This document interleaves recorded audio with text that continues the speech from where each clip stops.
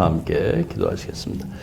주님, 이 저녁 우리에게 새 힘 주시니 감사합니다. 주님, 우리 삶을 주님께 온전하게 드립니다.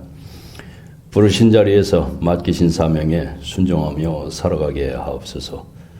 잠든 영혼 깨우시고 또 가정과 교회와 이 땅에 부흥의 불길이 일어나게 하옵소서. 우리의 작은 순종을 사용을 하셔서 주님의 나라가 확장되게 하시고 우리의 삶이 주님의 영광 드러나는 그런 통로가 되게 하옵소서. 예수님의 이름으로 기도합니다. 아멘. 오늘 말씀은 로마서 4장 13절에서 17절 전반절 되는 말씀입니다. 로마서 4장 13절에서 17절 전반부까지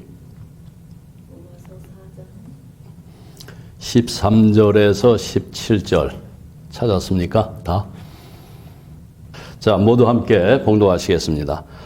아브라함이나 그 후세네에게 세상의 후사가 되리라고 하신 언약은 율법으로 말미암은 것이 아니요 오직 믿음의 의로 말미암은 것이니라.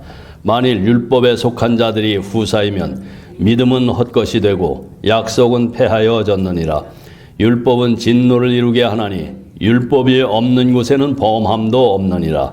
그러므로 후사가 되는 이것이 은혜에 속하기 위하여 믿음으로 되나니 이는 그 약속을 그 모든 후손에게 굳게 하려 하심이라. 율법에 속한 자에게뿐 아니라 아브라함의 믿음에 속한 자에게도 아브라함은 하나님 앞에서 우리 모든 사람의 조상이라.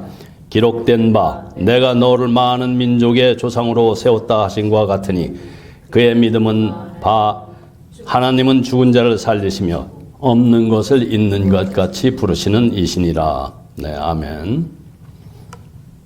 네, 세상의 상속자가 되라는 약속입니다.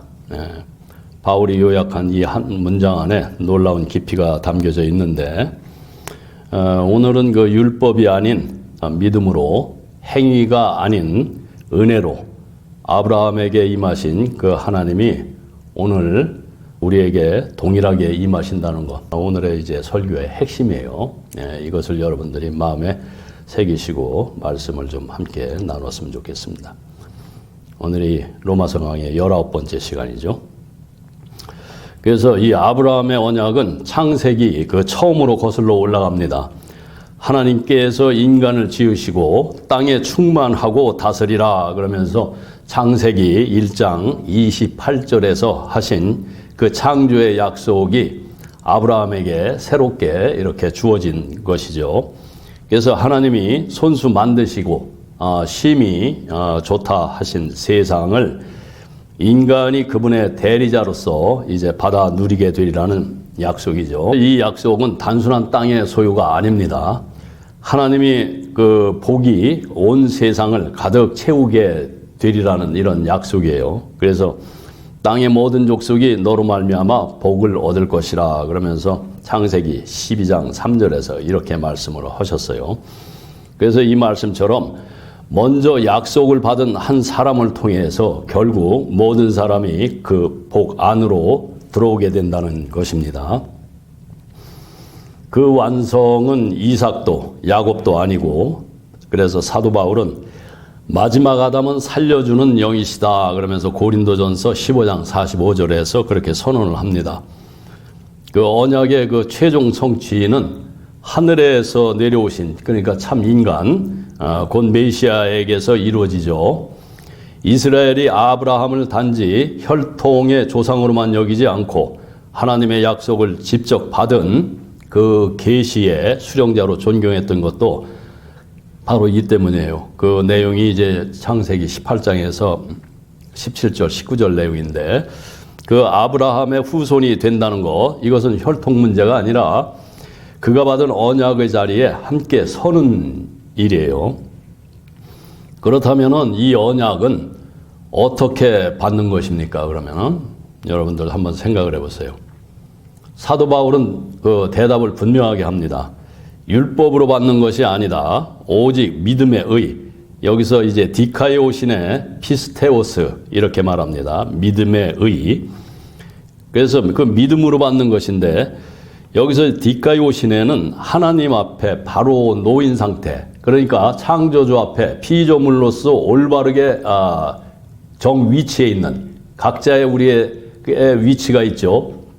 남편은 남편으로서의 위치가 있고 아내는 아내로서의 위치가 있습니다. 그것들이 그 자리를 벗어날 때 다 허물어지죠. 그래서 올바른 관계에 서 있음을 뜻해요. 그 상태는 우리가 율법을 지켜서 만들어내는 것이 아니고 오직 하나님의 약속을 믿음으로 받아들일 때 주어지는 것입니다. 우리는 흔히 하나님의 복을 자격을 갖춘 사람이 얻는 것으로 여기죠. 기도도 많이 하고 또 봉사도 더 하고 더 헌신해야 받을 수 있다고들 생각들을 하죠. 그러나 아브라함은 그런 자격이 있어서 그 약속을 받은 것이 아닙니다. 그는 그저 하나님의 말씀 앞에 섰고 그 말씀을 붙들었습니다. 세상의 상속자가 되리라는 그 언약은 처음부터 율법의 힘이 아니라 믿음의 힘으로 이렇게 전달이 되었어요. 믿음은 하나님으로부터 오죠. 그 내용이 이제 4장 14절 말씀이에요. 4장 14절 보세요. 그래서 이스라엘 역사가 구원의 역사가 될 수 있었던 것은 이스라엘이 뭐 잘해서가 아니에요. 보면 밤낮 죄 짓죠. 하나님께서 먼저 부르시고 또 그 이스라엘이 음성에 응답했기 때문입니다. 율법도 마찬가지인데 율법은 우리에게 이렇게 하면 된다는 그런 방법을 가르쳐 주는 것이 아니고 율법은 거울이에요. 우리 자신의 한계를 비추어 보여주는 거울. 스스로는 결코 그 자리에 이룰 수 없다는 것을 깨닫게 해주는 그런 거울이에요. 율법이 진정으로 율법 노릇을 하는 순간은 사람으로 하여금 자기 힘을 내려놓게 만드는 바로 그 순간입니다. 사도 바울의 말대로 율법은 우리를 그리스도께로 인도하는 그 몽학선생이라고 그러죠. 안내자입니다. 그것이 이제 갈라디아서 3장 24절의 내용인데 이 14절에서 오늘 본문 더 날카롭게 짚어내죠. 그래서 만약 아브라함이 율법을 잘 지켜서 혹은 믿음이라는 그 종교적인 어떤 그 노력을 쌓아서 그 자리에 이른 것이라면 믿음은 아무 의미가 없는 것이다. 그것은 이름만 믿음일 뿐이지 사실상 또 다른 종류의 그 율법 행위에 불과하다. 이렇게 말하고 있어요. 바울이 직접 쓴 표현대로 말하면은 그 믿음은 헛것이다. 이렇게 얘기할 수가 있어요. 그래서 진정한 믿음은 눈에 보이지 않는 것을 향해서 그 내딛는 발걸음이죠. 그러므로 믿음에 따라서 온갖 붙는 그 가시적인 것들, 그러니까 경건한 감정이라든지 아니면 종교적인 습관, 아니면은 뭐 신앙의 그 연륜, 뭐 이런 것들이 믿음의 근거가 되는 순간 오히려 믿음을 우리는 가로막게 됩니다. 그래서 나는 뭐 신앙생활을 몇 년을 해왔느니 꼭 그 어떤 목사님들 물어봐요. 목회를 얼마나 하셨습니까? 그러고 그래서 할 만큼 했다 그렇게 대답을 해요. 그리고 또 어떤 사람들은 난 이만큼 기도했다 그래요. 어떤 인간은 전에 만나니까 또 명함에다 어떤 목사님은 40일 기도를 뭐 3번 했다고 뒤에다 큼지막하게 박아가지고 다녀요. 우리가 자기도 모르게 이런 말을 마음속에 이제 품게 되는 순간 그 쌓아올린 탑 위에 서려는 것이에요. 그게 바벨 탑 위에. 그러나 그 탑은 우리를 하나님 앞에 세워주지 못하죠. 그래서 믿음이 진짜 믿음이 되는 것은 오직 하나님으로부터 올 때예요. 그 믿음이. 그래서 내가 결심해서 만들어낸 믿음이 아니라 하나님께서 내 안에 일으켜 주신 믿음일 때, 그러니까 죽은 자 가운데서 살아나는 것을 로마서 11장 15절에서 그렇게 말해요. 그 구절의 내용처럼 믿음은 인간 안에서 솟아난 것이 아니라 하나님이 죽은 가운데 심어주신 그 생명이에요. 그래서 그 믿음이 의로 여겨지는 것입니다. 창세기 이제 15장 6절의 말씀이고, 믿음이 사라지면은 약속도 함께 사라져요. 이 둘은 분리할 수가 없습니다. 약속은 오직 믿음으로만 받을 수 있기 때문이에요. 그래서 아브라함이 받은 이 약속을 여러분들 한번 잘 생각을 해보세요. 다음부터는 이제 이 본문을 미리 고지를 해서 미리들 좀 읽어오게 좀 이렇게 해야 될 것 같아요. 이 약속은 눈으로 볼 수 있는 것이 아니죠. 우리가 손에 쥘 수 있는 또 무언가도 아닙니다. 아직 보이지 않는 것을 바란다고 그 사도 바울이 말할 때 그 로마서 8장 25절에서 바로 이것을 가리키는데, 고린도전서 2장 9절의 말씀처럼 눈으로 보지 못하고 또 귀로 듣지 못하고 마음으로 생각하지도 못한 것, 그것은 바로 믿음만이 받을 수 있는 것입니다.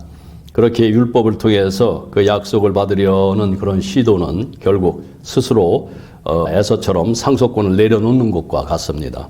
율법은 하나님의 진노를 불러오죠, 반면에. 그래서 바울이 이 말을 할 때 15절에서 오늘 본문, 율법 자체가 나쁘다는 뜻이 아니에요. 율법은 선한 것입니다.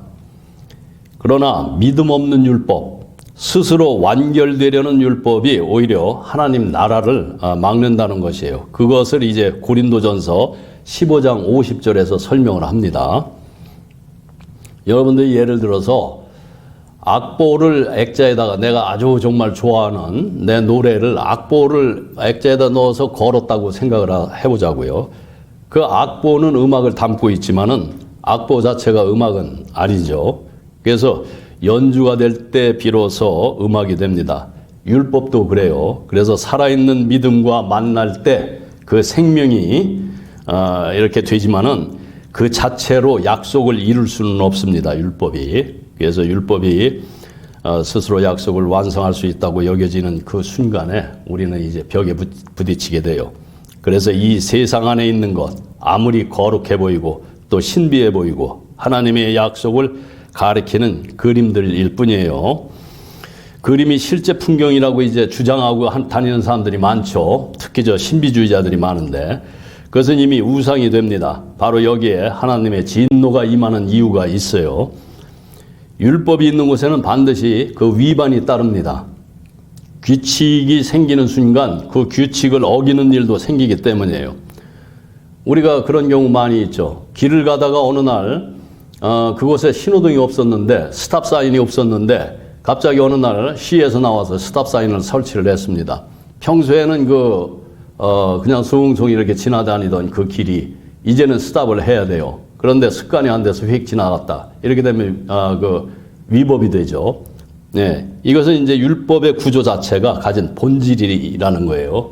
예, 율법의 자체가. 그래서 주의를 지키라는 계명이 생기면은 그 빠진 것을 이제 숨기는 일이 이제 살살 생기죠. 그리고 기도해야 한다는 또 의무감이 자리를 잡으면은 기도하지 못한 날은 또 죄책감도 함께 오고, 또 선한 규칙이 오히려 우리를 율법에서 죄인으로 이제 만들어 가는 것이죠. 그래서 좀 더 한 발짝 더 들어가 보면은, 용서의 기적이 일어나지 않는다면은 그 죄 없이 시작되는 것은 아무것도 없습니다. 그것이 이제 로마서 5장 20절에서 하는 이야기인데, 오래 신앙생활을 한 사람일수록 남의 신앙을 평가하는 눈이 생기고 또 봉사를 또 많이 한 분들일수록에 인정받지 못할 때의 그 서운함도 커집니다. 그래서 경건한 자리일수록에 위선이 스며들 틈도 많아지죠. 율법은 우리를 거룩하게 만드는 것이 아니라 우리가 얼마나 거룩하지 못한지를 드러내는 그런 거울이 됩니다. 그래서 종교적 열심만이 이 위험의 그 테두리 안에 있는 것이 아닙니다. 종교를 거부하는 것도 마찬가지예요. 그래서 경건을 향한 그 어떤 그 날선 침묵, 그리고 종교를 또 비판하는 그 반신학적인 태도들, 결국 같은 자리에 서 있는 건 마찬가지인데, 문제는 이제 종교냐 반종교냐가 문제가 아니고, 문제는 자기 정당화, 자기 중심성이에요. 어떤 몸짓이든 자기 자신을 정당화하는 데 쓰일 때 그것은 하나님의 진노 아래 놓이게 됩니다. 여러분들 이 말씀은 꼭 기억을 해두세요. 그렇다면 어떻게 되나? 여기서 두 길이 맞서게 되죠. 자기 행위로 자신을 세우려는 결과, 오직 믿음을 통한 그 칭의의 그 justification, 그 칭의의 길이고, 또 오랫동안 그 교회를 섬긴 두 사람을 한번 좀 생각을 해보면, 한 사람은 그 수십 년 그 헌신이 어느새 자랑이 되어 있어요. 그리고 후배들의 신앙을 평가를 하고, 또 인정받지 못할 때는 또 서운해합니다. 다른 사람도 똑같이 수십 년을 이제 섬겼는데 오래 믿을수록 은혜가 얼마나 더 큰지를 절감을 합니다. 그 두 사람 행위는 좀 비슷해 보이지만은 서 있는 자리는 전혀 다르게 되죠. 그래서 믿음이 자신의 기도, 헌신, 또 경건, 결정적인 것으로 여기지를 않고 그저 인간적인 몸짓에 불과하다는 것을 조용하게 우리가 인정하게 될 때 그 믿음은 칭의의 자리에 서게 됩니다. 이것이 하나님의 은혜예요. 여러분들이 은혜 하는데 그 은혜의 정확한 의미를 알고서 은혜에 받았다고 이렇게 얘기를 해야 돼요. 그래서 우리 인간은 불완전한 그릇이지만은 하나님께서 그 그릇을 쓰십니다. 행위가 완전해서가 아니라 하나님의 은혜가 그것을 덮으시기 때문이에요. 16절에서 이제 17절의 그 전반 내용이 그러므로 믿음으로 되나니 그러면서 사도 바울은 이 한 문장으로 이제 모든 것을 정리를 합니다. 이스라엘의 율법과 역사, 종교 이것은 뭐 무가치한 것이 아니죠.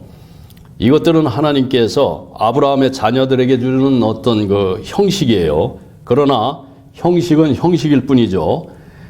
그릇이 아무리 좋아도 그릇 자체가 음식은 빈 그릇이 음식이 안 담기면 빈 그릇이죠. 그래서 율법은 하나님 나라를 담는 그릇이 될 수는 있지만은 율법 자체가 하나님 나라를 만들어내지는 못합니다. 아브라함을 아브라함으로 만든 것은 은혜입니다. 그가 특별히 훌륭해서가 아니고 하나님께서 먼저 찾아오시고 그 은혜로 율법은 이제 의미를 갖게 되고 역사는 또 방향을 갖게 되었고 또 종교는 진리를 갖게 되었습니다. 그래서 이 은혜가 어디서 왔나? 인간의 모든 가능성이 끝나는 그 경계선 너머에서 그 지점에서 옵니다. 우리가 끝이라고 그 아주 절망적인 이제는 더 이상 버틸 수가 없겠어요 하는 그곳에서 하나님은 시작을 하세요. 늘. 이것이 하나님의 역설인데 그래서 아브라함에 관해서 우리가 말할 때 우리는 반드시 그리스도에 관해서 말해야 합니다. 아브라함의 믿음은 그 그리스도 안에서 완성되는 이야기의 그 첫 장이에요. 아브라함의 자녀가 된다는 것은 혈통이나 아니면 율법의 전통을 이어받는 것이 아니라 그리스도의 부활에 참여하는 것, 그것이 진짜 상속자가 되는 유일한 길이죠.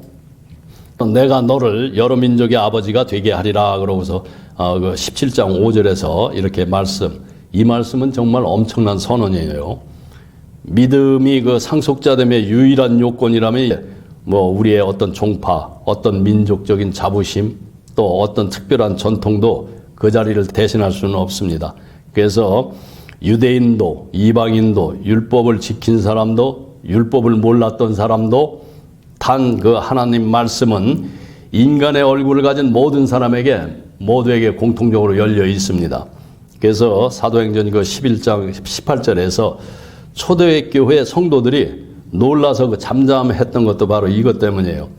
무슨 말이냐면 하나님께서 이방인에게도 생명 얻는 회개를 주셨다. 이 말씀. 이스라엘인들이 유대인들이 예상하지 못했던 일이 일어난 것이에요. 은혜는 우리가 그어놓은 경계선을 넘습니다. 우리의 역사 속에서 언제나 그랬고 지금도 그렇고 그래서 오늘 이 자리에 우리가 있는 것도 바로 그 은혜의 증거입니다. 그러므로 우리가 아브라함이 우리의 조상이라고 하는 것이 믿음의 아버지라는 것이 바로 우리에게도 적용되는 그러한 내용으로 오늘 말씀을 좀 마치도록 하겠습니다. 오늘은 여기까지 하겠습니다. 함께 기도하시겠습니다. 하나님 아버지, 오늘 말씀 앞에 섰습니다. 아브라함을 아브라함 되게 하신 것이 은혜였듯이 우리가 여기 있는 것도 오직 은혜임을 고백을 합니다. 주님, 우리 열심으로 무언가를 이루려 했던 모든 시도 내려놓고 믿음으로 받을 수 있는 그 약속들 오늘도 믿음으로 붙들게 하시고 주님, 오직 주님의 영광 위에서 살아가는 하루하루 되도록 주여 인도하여 주소서. 우리 주 예수 그리스도의 이름으로 기도드리옵나이다. 아멘.